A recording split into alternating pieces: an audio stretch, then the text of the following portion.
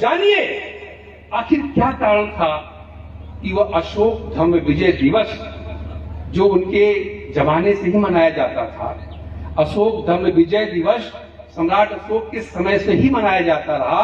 खुद सम्राट अशोक बौद्ध धर्म से युक्त प्रतीकों की शोभा यात्रा निकलवाते थे अपने क्षेत्र में और खुद उसमें सम्मिलित भी होते थे।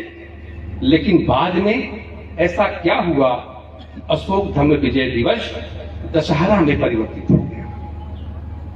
इसके लिए एक मैं बात कहना चाहता हूं कि उदाहरण के तौर पर जैसे जंगल में अगर कोई आदेशित कर दे कि आज से जंगल में कोई जानवर किसी जानवर को मारकर नहीं खाएगा, कोई जानवर किसी जानवर को मारकर नहीं खाएगा, तो सबसे ज्यादा परेशानी उस जानवर को होगी जो मांस पर ही निर्भर रहता है।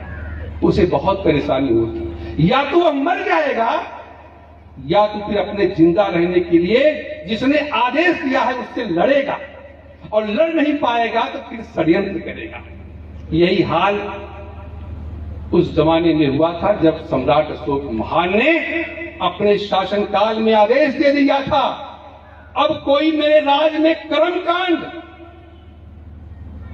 और ये क्या क्या होता कर्मकांड, जाति के नाम पर किसी को छोटा बड़ा समझ करके, किसी को सता करके उससे पैसे ऐंठना, पाखंड और अशिक्षा, अंधविश्वास, तमाम तरह का जो कुछ लोग हैं जो ऐसा व्यवस्था करके एक इंसान दूसरे इंसानों को लूट लेता है, ये सम्राट अशोक जानते थे। उन्होंने ऐसा आदेश कर दिया कि अब मेरे राजकाल में कोई भी ऐसा अंधविश्वास, पाखंड का, कर्मकांड का ये सब खेल नहीं चलेगा। उन्होंने बंद करा दिया।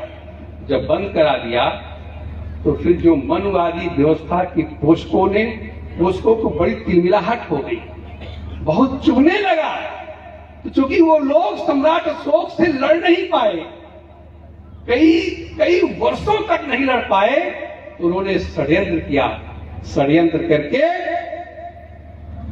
अपने ही जाति बिरादरी के एक व्यक्ति को, पुष्यमित्र शुंग को, अंतिम मौर्य राजा बृहदत्त का मुख्य सेनापति बनाने के षड्यंत्र में कामयाब हो गए।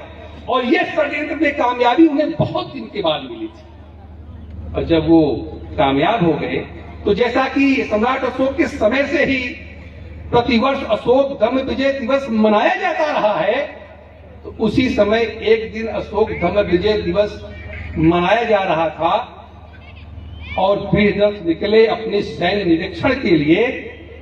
तो वह पुष्यमित्र शुंग जो कि पहले से षड्यंत्र का एक पार्ट था, ट्रेंड किया गया था, उसने धोखे से बृहदत्त के पीठ में छुरा घोंप करके उनकी हत्या कर दिया। केदारनाथ पांडे उर्फ राहुल संकीर्त्यायन ने अपनी किताब ओल्गा से गंगा तक में लिखा है, पुष्यमित्र शुंग के षड्यंत्र को, उनके काले कारनामे को, उसकी कायरता का पूरा हिसाब किताब उन्होंने केदारनाथ पांडे उर्फ राहुल संकीर्त्यायन ने पूरा लिखा हुआ है।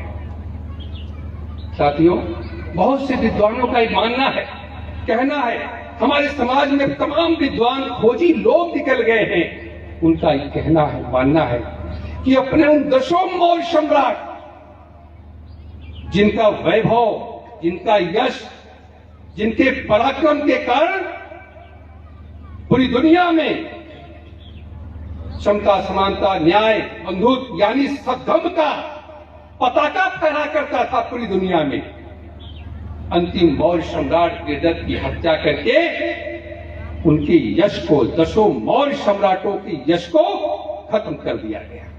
यानी दशों मौर्य सम्राटों के वैभव को हर लिया गया, दशों मौर्य सम्राटों के वैभव को हर लिया गया, दशों को हर लिया गया, इसलिए वो दशहरा हो गया। ऐसा हमारे समाज के तमाम विद्वानों का मानना है। तो ये दशानन, दशों मौर्य सम्राट, ये दशानन कोई और नहीं, आपके पुरखे थे, आपके बाबा थे, आपके सम्राट थे। इसलिए दशानन को न जलाएं, रावण को न जलाएं, उनका अपमान न करें, दशानन को जाने, समझें, विचार करें और दशानन का सम्मान करें। अगर जलाना है, जलाने का इतना ही शौक है, तो जाति और धर्म के नाम पर अंधविश्वास और पाखंड फैलाने वाले उन पाखंडियों के पाखंड की दीवार को जलाने का काम करें। अगर जलाने का इतना ही शौक है तो साथियों,